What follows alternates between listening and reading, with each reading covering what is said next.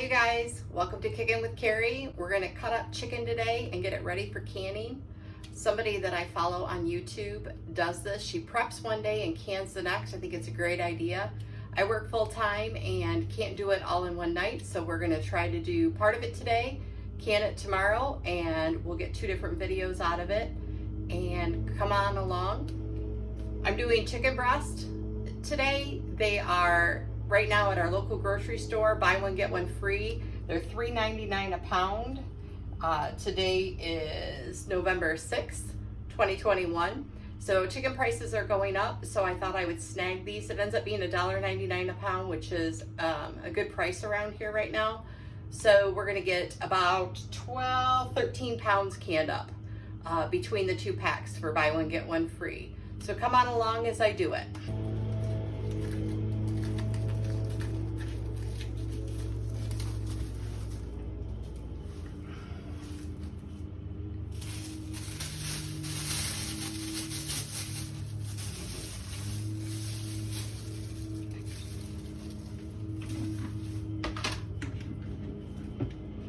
I got these containers from Costco. They were 3 for I think like $11.50. They're made in the USA. And so I'm gonna cut up all the chicken, fill these up so that put them in the fridge, and that way I'll have them all ready for tomorrow.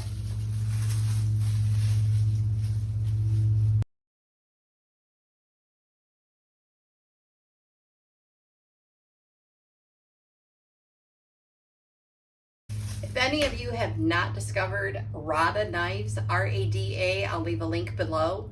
The RADA knives I saw on another channel as well. I actually picked mine up at a local Amish outlet store. You can order them online, very, very reasonably priced. Shipping as well is reasonably priced. I just happened to see some there. This, I believe, is the slicer knife, and I watched somebody use it to cut through chicken, and it's just amazing. I don't put mine in the dishwasher, I hand wash them, and I have a sharpening tool, but it cuts right through chicken. I'm making these about 1 to 2 inch chunks, maybe a little bigger. I'm going to bake them part way tomorrow before I can them. I'm going to use a hot pack method. You can just jam them in a jar and do it cold and can them that way. On one of the channels that we call it Ugly Chicken. It kind of turns out ugly. It comes out when you cold pack it like that, like almost like tuna fish texture. It's shreddy like that. This will keep it more in a chunk so that if you want to throw it into a pasta dish, you can keep it in chunked wise, and that way people can get a big bite. The other one shreds up more. I like to use the Ugly Chicken on my salads every day at work. So I just am cutting these chunks like that, and then I'm just going to pitch them in here, and then tomorrow I will be able to get them all canned up. So I'm not going to keep you guys for the whole time while I slice up all this chicken, but we will get it ready. I'll show you how much I get into these containers from this 13 pounds, and we'll see you shortly.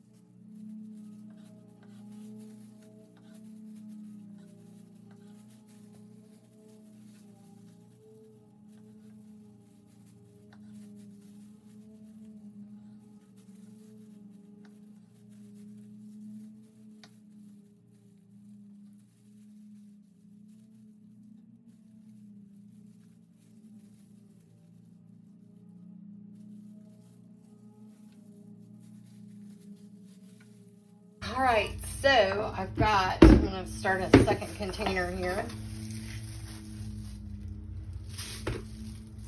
I've got everything chopped up, pretty uniform chunks. Try to keep them the same size. Probably tomorrow when I'm stuffing them in the cans, I'm gonna cut some of them down and make them match a little closer.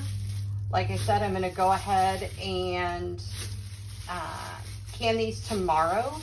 I will put them in a chicken stock for the water after I bake them. We'll go through that process. I'm gonna put them in pint jars, and you usually get about a pound per pint is what I can usually get in them.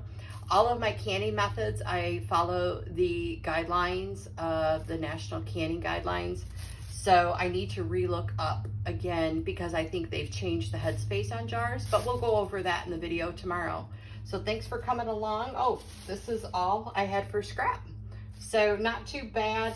There's probably a pound, maybe a pound and a half, which I kind of figured. So I'm figuring I'm gonna get about 12 jars out of this tomorrow. So we'll see you tomorrow when we go ahead and can it all up. Thanks for watching. Have a good day. Bye. Hi guys, welcome back. It's day 2 of prep one day, can the next. Today I'm going to par cook my chicken before I get it into the canner. So real quick, I'm just going to put some chicken in the pan and add a tiny bit of olive oil, so some salt and pepper, and actually I'm not gonna put salt in it. Just some pepper and maybe some garlic powder. Stir it up. I'm gonna bake it 425 degrees. I'm gonna bake it about 80 to 90% cooked. I'm not gonna cook it all the way because it'll finish cooking in the canner. And we're gonna get this all set, and so that way we can get it into the canner. So I might have to do this in 2 batches, or I may do some on the stove top because I do have a lot of chicken in here today. And take that off first. I'm gonna try to only get one hand yucky.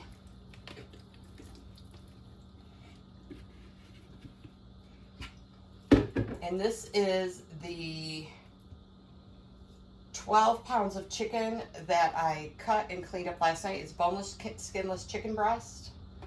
It's a little more than I wanted on that, but that's all right. So I will put it into the oven, and then I'll stir it up a couple times, and that way it cooks evenly. This is, you can raw pack chicken, but I chose not to this time. I have a lot of raw pack chicken downstairs. I like to just put that on salads or make chicken salad out of it and whatnot. This is nice if you want to put it in a pasta dish, or want something. Some people bread it and then put it in their air fryer and turn it into nuggets because it'll stay pretty much in the whole pieces. So I'm gonna finish doing this up. I'm gonna add a little pepper, get it into the oven, and we'll see you back when we go to can it. Thanks. Hi, while the chicken's in the oven getting partially cooked before we go ahead and can it, I want to let you know that on my videos, I will be following the USDA home canning guide.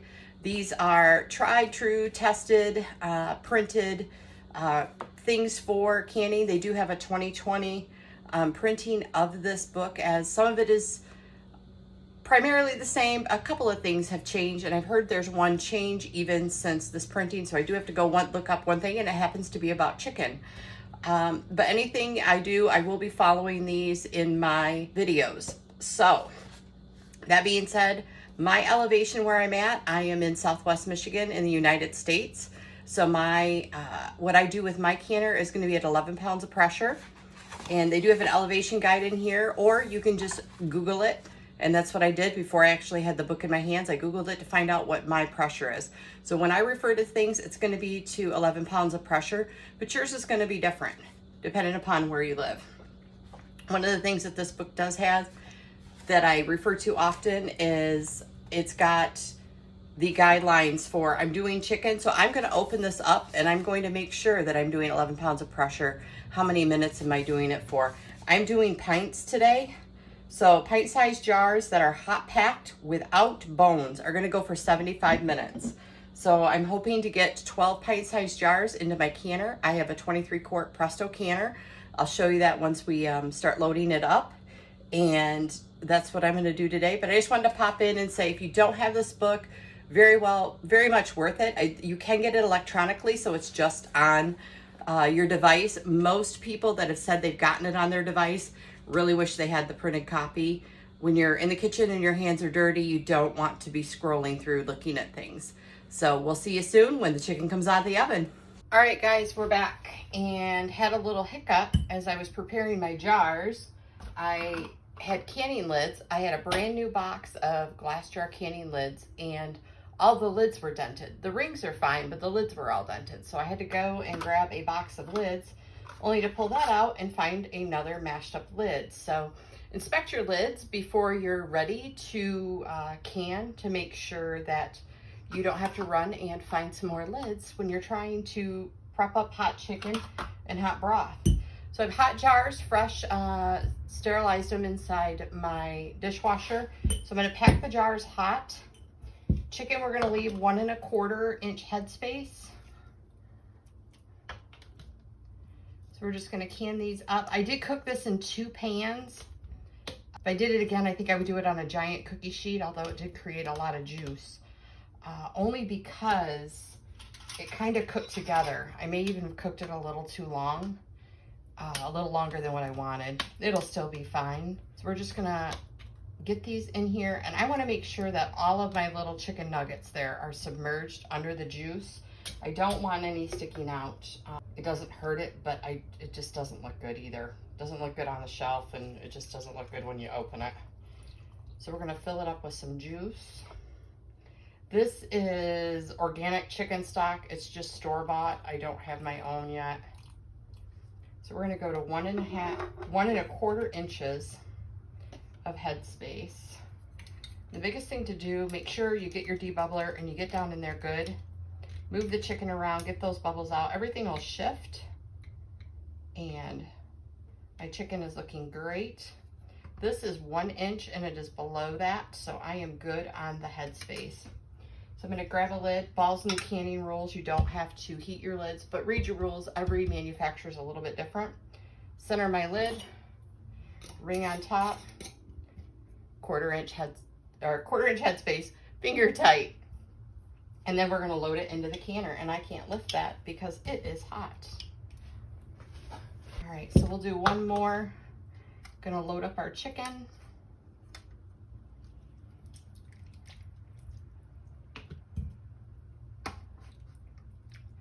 Like I said, I needed to stir this chicken a little sooner, being that the pans that I cooked it in, but it'll still be fine.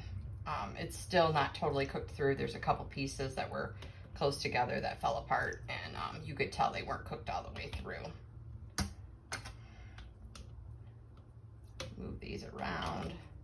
You can get about a pound of chicken into each pint jar. So that kind of gives you a gauge. I'm not great yet at gauging how much stock I need to put in there. So hopefully I have enough. If not, I have another box ready to warm up. I'm gonna go ahead and fill that.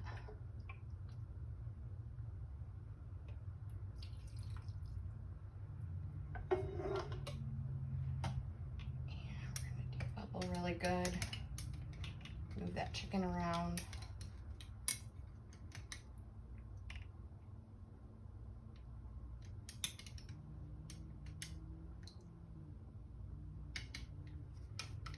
Just remembered what I didn't do in that last one, so I'm gonna have to pull that back out.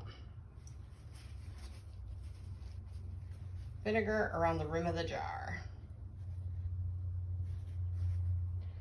Cleans any of the fat off of it so you get a nice good seal.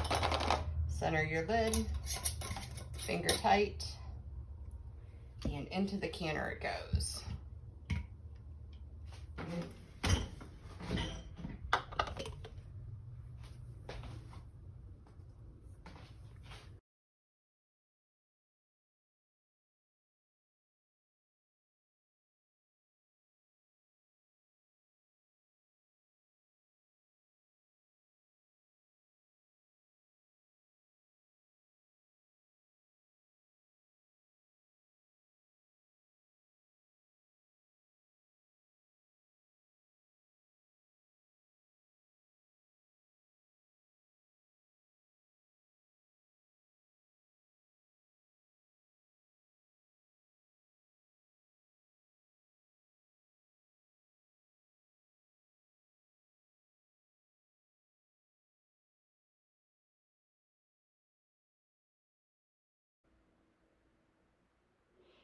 Hey friends, so as I'm finishing up these jars, I just wanted to share I loaded my canner and I did 2 layers high in my Presto canner. It allows me to do that. There'll be a little clip with a photo of 1 row down.